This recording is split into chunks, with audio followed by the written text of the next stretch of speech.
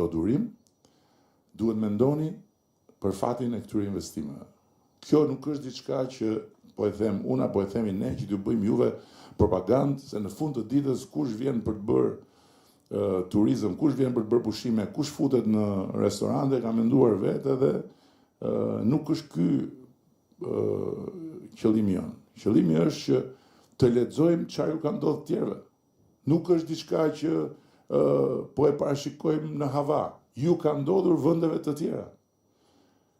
Në momentin kur befas janë gjendur përpara rezultatit të hapjes dhe të transformimit në një destinacion të kërkuar, janë dehur edhe kanë vepruar si të dehur, duke ofruar shërbime të dobta dhe duke vendosur çmime të larta.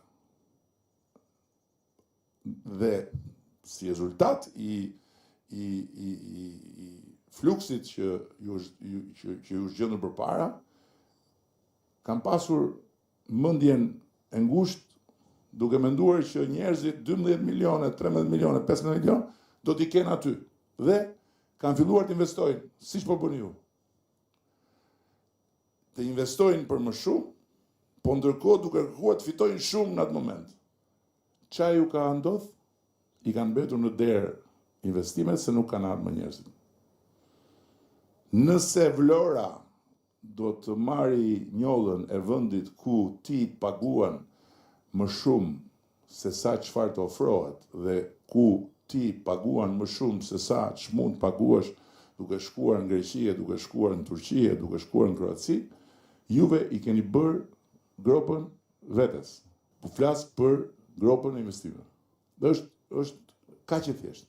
Pra duhet një strategji afat mesme të paktën se si juve do merrni një fitim të arsyeshëm dhe jo fitimin që realisht mund ta merrni në atë moment sepse ai mund t'ju kthehet në bumerang.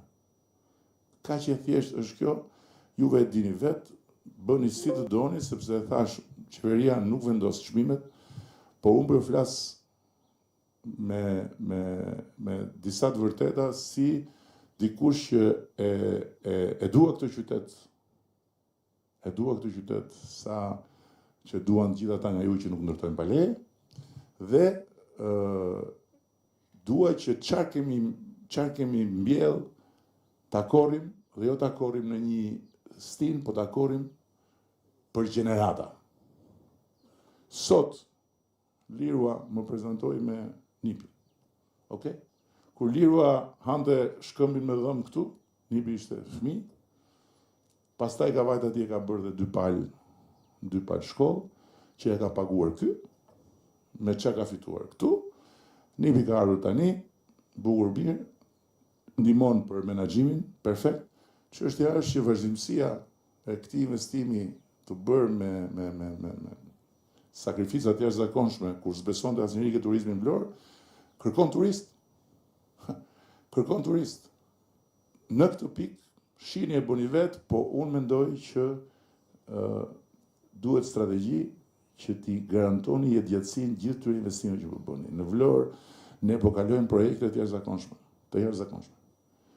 Pyetja është sa do jenë në gjendje ato projekte të sjellin njerëz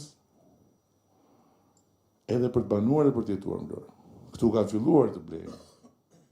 Po Vlora ka të gjitha mundësitë të bëhet një vend si vendet, si ato qytetet në Portugali, në Spanjë, në Turqi, ku të vinë, të jetojnë, edhe plot të huaj. Është plotësisht e mundur. Shqipëria në këtë kontekstin e madh evropian, me këto gjithë histori, me këtë gjithë këto turbullira, është një vend ku jetohet me siguri, në kuptimin që dje isha në dërmi me disa miq, jo me Ivankën, kuptohet, se bën sikur vjen në Vlorë çdo 2 muaj, do vije çdo 2 muaj në Vlorë, por nuk jemi akoma në atë fazë. dhe po më thoshin eksaktësisht këtë. Vinin nga Londra. Nuk e mendonim kur që ishin qenë në Tiranë disa ditë, vinin nga Londra, nuk e mendonim kur që mund të dilje në kryeqytetin e Shqipërisë natën edhe të ndjeje një siguri të plotë, sepse s'kishte asnjë ndjesi frike. Në Londër s'del dot. Natën. Fjalët e tyre, fjalët e mia.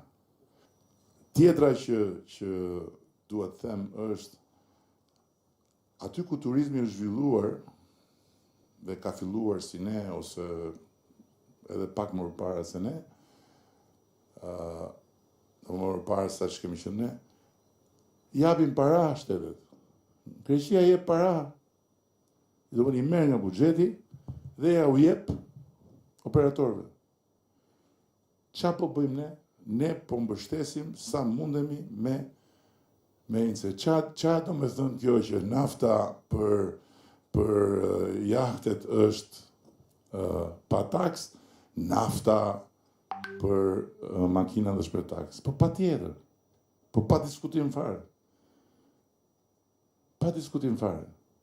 Sepse nga ato jahtet, ekonomia jonë fiton. Fiton. Ndërsa nga ato makinat, me disi ynë ndotet. Dhe pa tjetër që këto janë dy gjëra që nuk mund të vijen në krahasim, se është si të krahasosh mollët me dardat. Kështu që na duhen më shumë marina.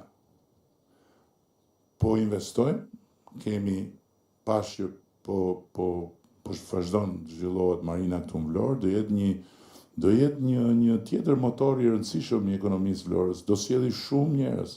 Vetëm njerëzit që do vinë me jahtet që do rrinë këtu në dimër, do jenë 2.000-2.500 njerëz. 2.000-2.500 njerëz janë konsumator të këtij qyteti. Plus, për të mos folur pastaj për ata që do vinë për pushime e për të qëndruar këtu e për të konsumuar këtu. Marina e Durrësit po ecën, edhe ajo. Kemi një projekt shumë bukur në Shëngjin, por na duhen më shumë. Patjetër, na duhen më shumë pika ndalimi, na duhen më shumë pika përpunimi të anijeve, të varkave e kështu me radhë. Ndërkohë që lajmi i mirë, besoj nuk e dia e keni dëgjuar, se ju dëgjoni gjitha, po është që kemi lidhur një kontratë shumë të madhe me Fincantierin për kantierin e Pashalimanit dhe aty do të fillojmë prodhimin e anijeve ushtarake të dimensioneve të ndryshme dhe do të kemi një investim jashtëzakonisht të rëndësishëm të përbashkët mes nesh dhe italianëve dhe do të bëhemi edhe eksportues të anijeve ushtarake nga Shqipëria. Përveç se do plotësojmë dhe nevojat tona. Por dhe kjo ka një rëndësi të veçantë për faktin që përsëri do sjellë njerëz, përsëri do sjellë konsumator, do sjellë punësim, do sjellë të mirat që sjellë çdo investim i tillë.